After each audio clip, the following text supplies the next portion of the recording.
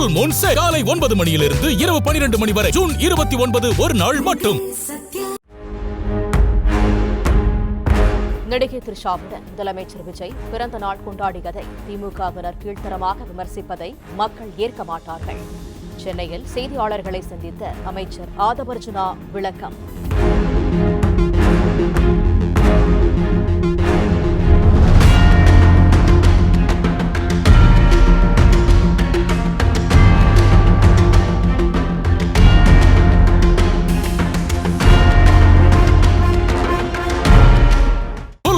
காலை 9 மணியிலிருந்து இரவு 12 மணி வரை. ஜூன் 29 ஒரு நாள் மட்டும்.